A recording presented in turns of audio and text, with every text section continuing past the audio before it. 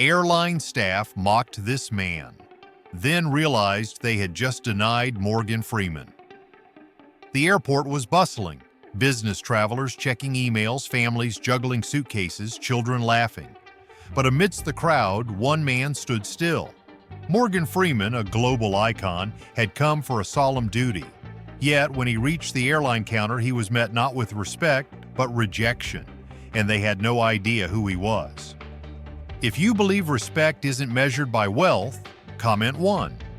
If you think money determines worth, comment 0. Morgan Freeman approached the airline counter with a calm, collected demeanor the world had come to recognize. His steps were slow, deliberate, not because of arrogance, but because he had walked through countless airports on countless journeys. But this time was different. He wasn't here for a film premiere. He wasn't here for an interview. He was here to fulfill a duty, to honor the fallen. His fingers rested lightly on the counter as he handed over his ticket and identification.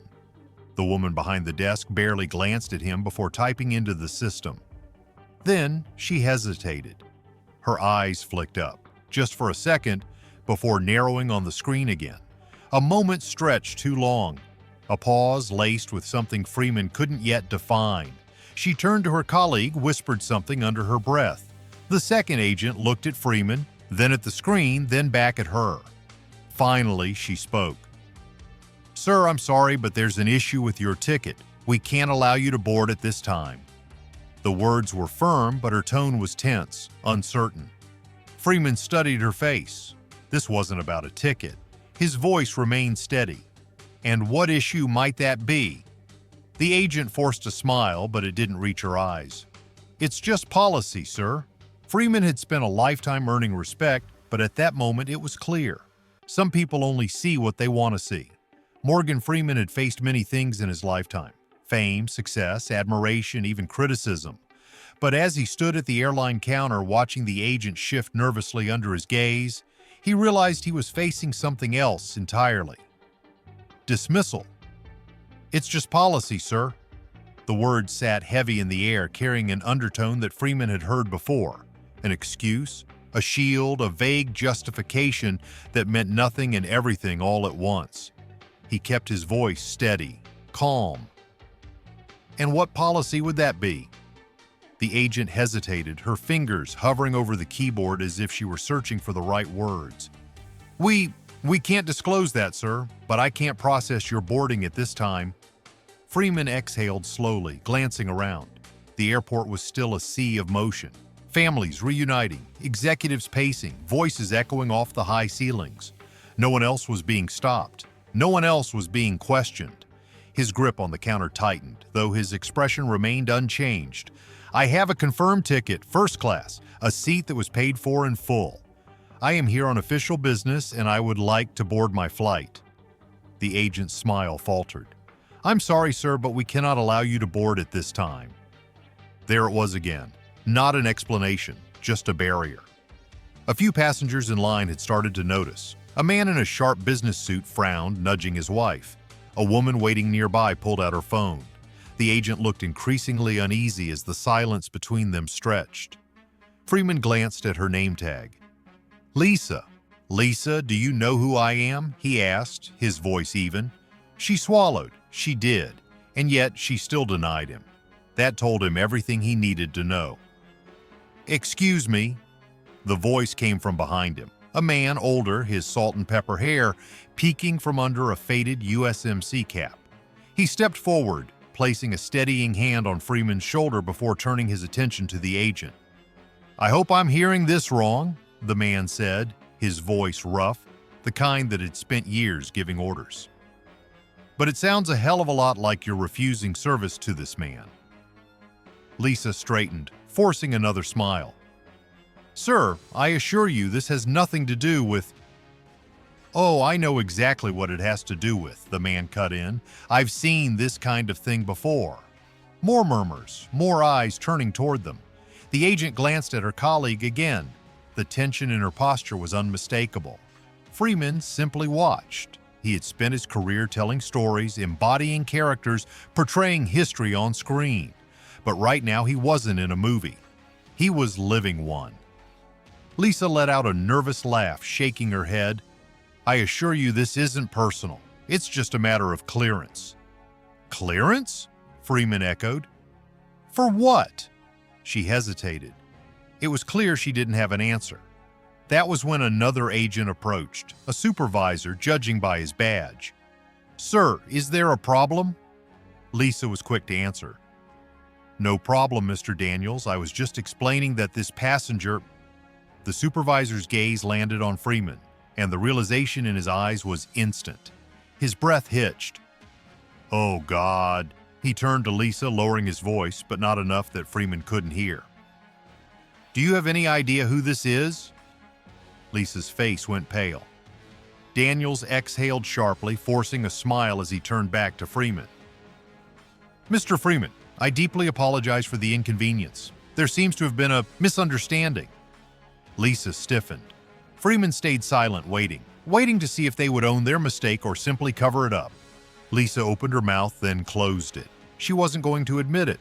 She wasn't going to say it outright, that she had dismissed him, that she had seen him, judged him, and decided he wasn't worth accommodating.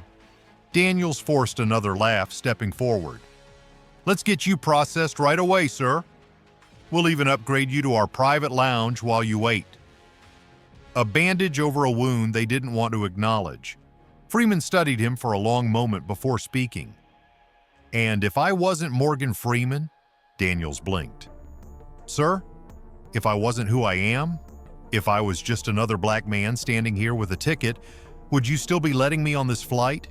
Lisa's lips parted. She knew the answer, and so did everyone around them. The Marine stepped forward again, crossing his arms. You see, that's the real problem, ain't it? He muttered. People only get treated with respect when they matter. But I fought too many battles to let this one slide. The air crackled with unspoken truths. More passengers pulled out their phones, more whispers, more weight pressing down on the airline employees who now realized they had made a mistake they couldn't undo. Freeman exhaled slowly, shaking his head. I don't need an upgrade, he said finally. I just need people to do what's right, whether the cameras are on or not. He picked up his bag and turned toward the gate. Daniels stepped aside instantly. Lisa didn't move, but she didn't need to. The damage was already done, and soon the whole world would know about it. Morgan Freeman walked toward the gate, his footsteps slow and deliberate. The weight of the moment pressed down on him, not just because of what had happened, but because he knew this wasn't about him. This wasn't about being famous, it was about the principle. How many others had stood at that counter, met with the same dismissiveness? How many had walked away, their dignity bruised, their humanity questioned, without cameras, without witnesses, without anyone to challenge the injustice? Freeman wasn't angry. He was disappointed, and that perhaps was worse. Behind him, the whispers grew louder. Passengers murmured to each other, some shaking their heads in disbelief, others glaring at the airline staff. The Marine in the USMC cap still stood at the counter, arms crossed, watching Lisa, the agent who had refused Freeman a seat, with an expression carved from steel. You know, the Marine said, his voice calm but edged with something undeniable, I fought for a country where this kind of thing isn't supposed to happen. Lisa said nothing, because what could she say? She had been caught, and now it wasn't just Freeman she had to answer to. It was everyone. At the boarding gate, Freeman handed his ticket to the agent. This time, there was no hesitation. The young woman scanning his pass didn't stammer, didn't delay. She simply nodded, her hands shaking slightly as she returned his boarding pass.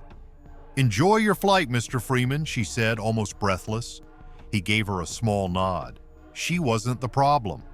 As he stepped onto the jet bridge, his mind remained on what had just happened.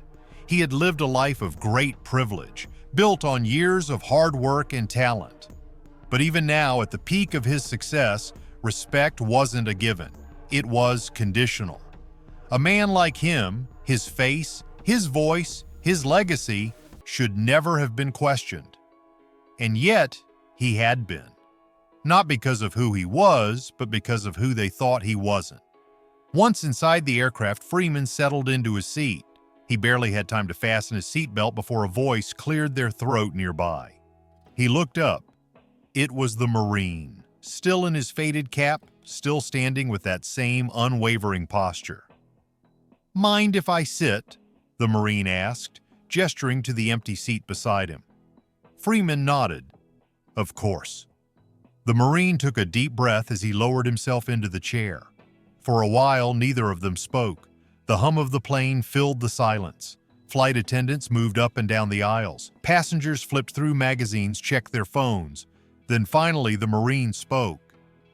"You know," he said, staring straight ahead, "that wasn't the first time I've seen something like that happen." Freeman studied him, waiting. "I've seen it happen to my brothers in uniform, to men who've bled for this country, to people just trying to live their damn lives." His jaw tightened. "But it never stops shocking me." Freeman exhaled. He understood.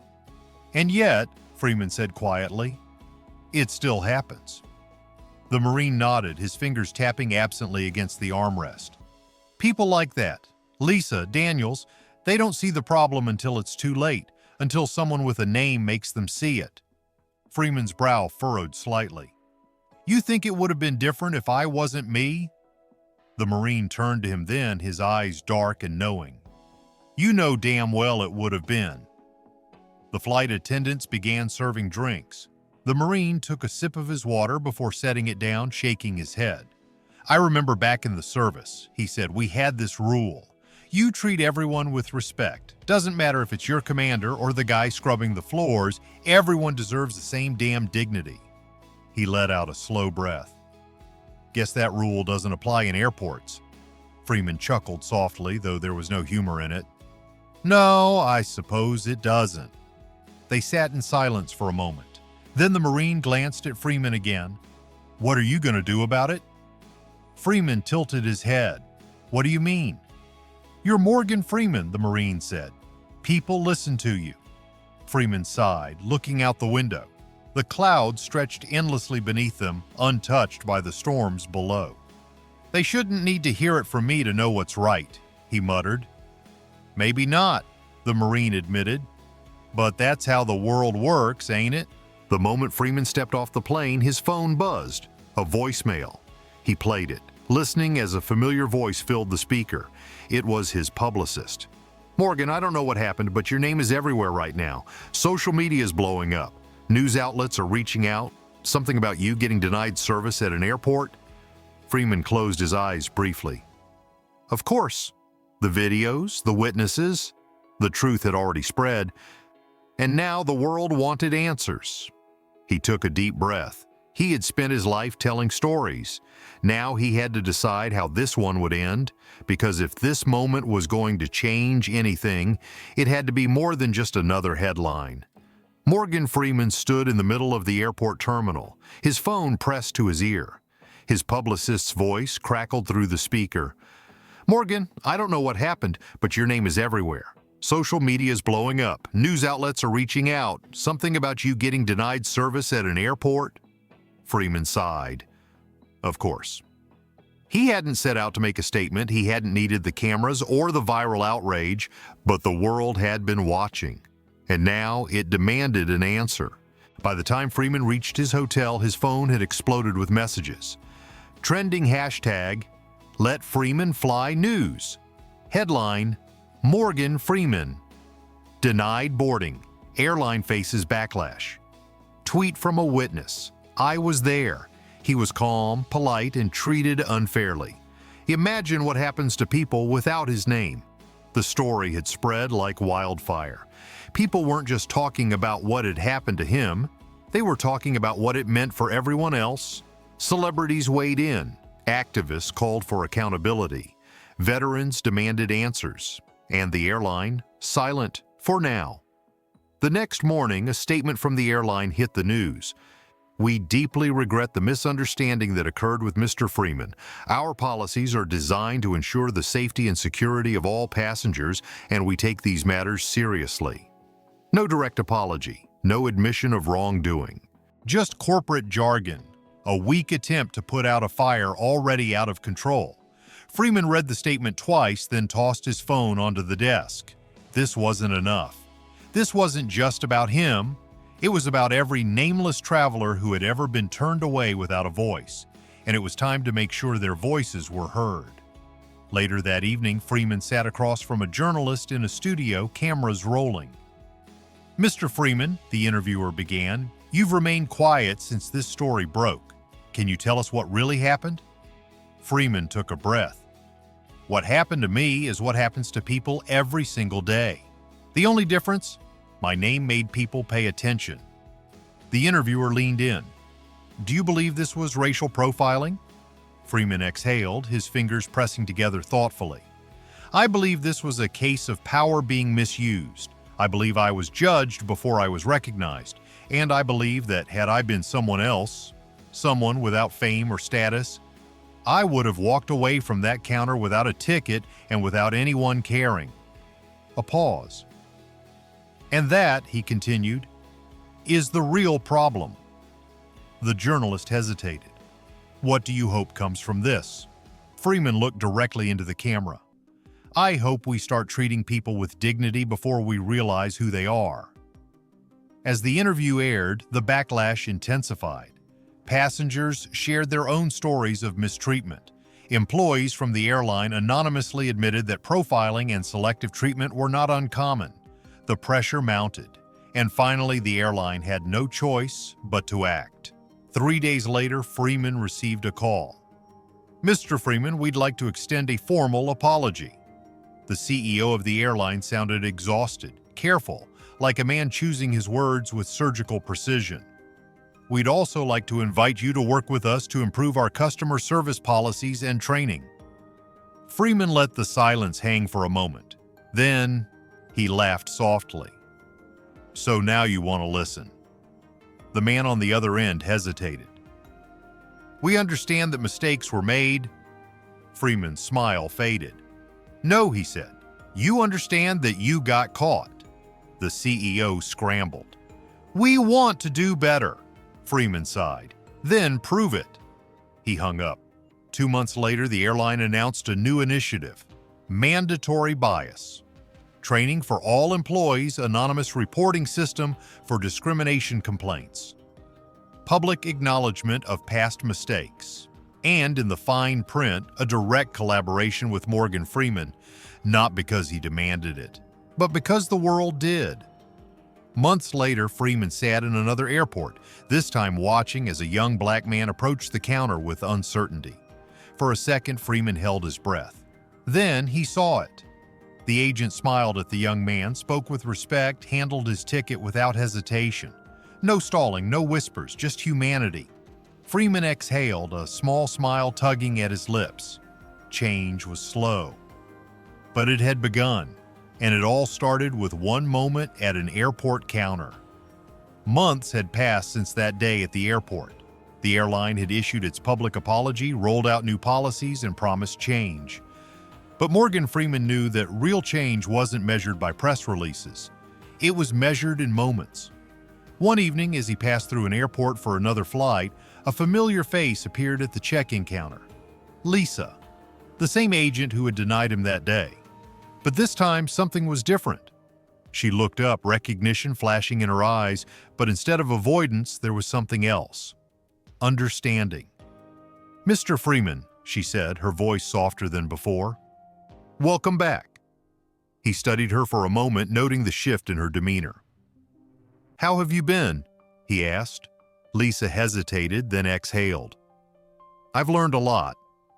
A small but real smile tugged at Freeman's lips. Maybe people could change, maybe lessons could be learned, and maybe, just maybe, this moment wouldn't happen to someone else. As he took his ticket and turned toward security, Lisa's voice stopped him. "Mr. Freeman," she called. He turned. "I just wanted to say, I was wrong." Freeman nodded, offering her a knowing smile. The first step to change, and he said he was seeing the problem. And then he walked away. Because respect isn't about power, it's about humanity. And the moment we forget that, we all lose. Through this story, we realize that true respect isn't given based on status, wealth, or power. It is earned through how we treat others. Morgan Freeman didn't demand respect, he expected decency. And when denied, he didn't fight with anger, he fought with dignity. We live in a world where appearances shape perceptions, but it is our actions that define us. The real test of character isn't how we treat the rich or famous. It's how we treat the people we assume are nobody. Because in the end, what we give to others is what truly defines us.